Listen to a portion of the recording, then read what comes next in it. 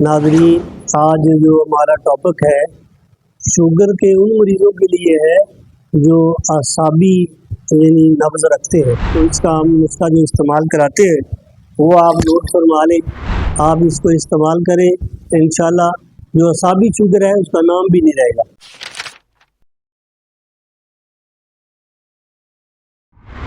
औज़ु बिल्लाहि मिनश शैतानिर रजीम, बिस्मिल्लाहिर्रहमानिर्रहीम।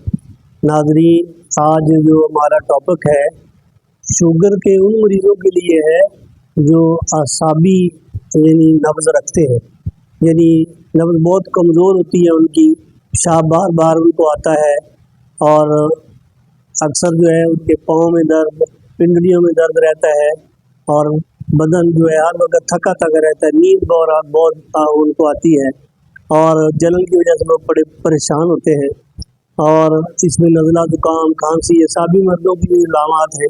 तो सर्दी ज़्यादा लगती है, ये सारी अगर आप शुगर की वजह से इसके मरीज़ हैं तो इसका हम नुस्खा जो इस्तेमाल कराते हैं वो आप नोट फरमा लें। लेकिन ये असाबी जो मैंने अलामात बताई हैं, इन अलामात के मरीज़ों के लिए ये नुस्खा है, तो वही इस्तेमाल करें। जो ब्लड प्रेशर के मरीज़ हैं वो ये नुस्खा इस्तेमाल ना करें, तो इंशाल्लाह आपको इसका 100% फ़ायदा होगा, थकावट ख़त्म होगी, शुगर ख़त्म होगी और जो है आपकी ये हाथ पाँव की जलन ख़त्म हो जाएगी, ये शुगर के मरीज़ों के लिए। तो आप नोट फरमा लें, ये दालचीनी, जायफल, जलवतरी, ये एक एक तोला है ले लेनी आपने, और इसी तरह तज है 30 ग्राम यानी 3 तोले ले लेनी है। तो हम मेथी है वो भी 30 ग्राम ले लेनी है और कलंजी भी 30 ग्राम ले लेनी है।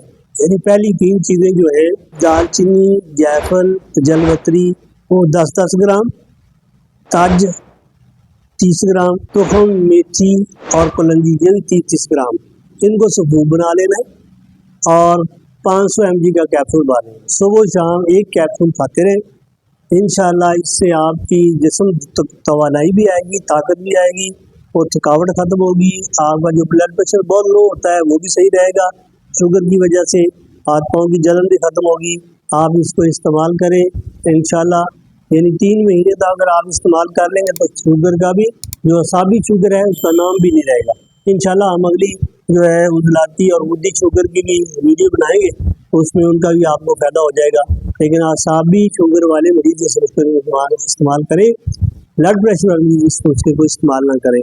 अल्लाह पाक आपको सेहत अता फरमाए, जहाँ कहीं खुश रहें, आबाद रहें। अस्सलाम वालेकुम।